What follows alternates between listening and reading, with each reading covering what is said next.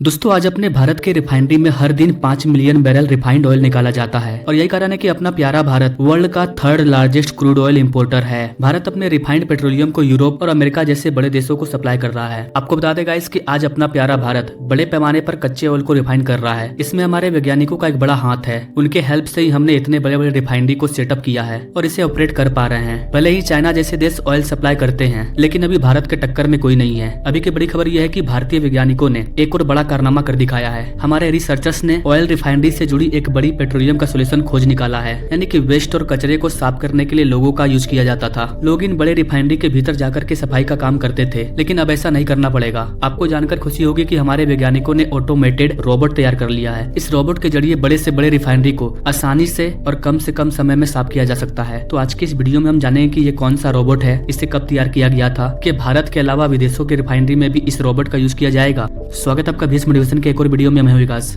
दरअसल दोस्तों आईआईटी गुवाहाटी के एक स्टार्टअप कंपनी ने पेट्रोलियम टैंक्स को क्लीन करने के लिए एक रोबोटिक सॉल्यूशन को खोज निकाला है। इस कंपनी का नाम है बेटा टैंक। इन्होंने जो रोबोट तैयार किया है वो बड़ी ही आसानी से टैंक के भीतर फंसे हुए कचरे को इजिली बाहर निकाल देता है। टैंक के अंदर जितने भी स्लज होते हैं उसे ये रोबोट पूरी तरह से साफ कर देता है। इन टैंक को साफ करने के लिए कई तरह के केमिकल का यूज करना पड़ता था, जो कि लोगों के लिए बहुत ही हानिकारक होता था। इसमें लोगों की जान जाने का भी खतरा रहता है। पहले जब लोग खुद से टैंक को साफ करते थे तो वो अपने जान को जोखिम में डालकर इस काम को अंजाम देते थे। इस केमिकल की वजह से फेफड़ों के संबंधित या दिल की बीमारी होती थी और इसलिए हमारे वैज्ञानिकों ने इस रोबोट को डेवलप किया और एक बड़े प्रॉब्लम का सॉल्यूशन निकाल लिया। ये रोबोट पहले टैंक के भीतर कीचड़ को एक जगह इकट्ठा कर देता है, फिर इसे टैंक से बाहर निकाल लिया जाता है और फाइनली वाटर को प्रेशराइज करके टैंक को पूरी तरह से साफ कर देते हैं। और चूंकि सभी रोबोट काम कर रहे हैं इसलिए समय भी कम लगता है, तो सबसे पहले इसे रिफाइनरी के पेट्रोलियम टैंक को साफ करने के लिए तैयार किया गया। लेकिन इसका इस्तेमाल और भी कई कामों में किया जा सकता है। अगर किसी ऑयल शिपिंग करने वाले शिप के टैंक को साफ करना होता है तो हम वहाँ पर भी इस रोबोट का यूज कर सकते हैं।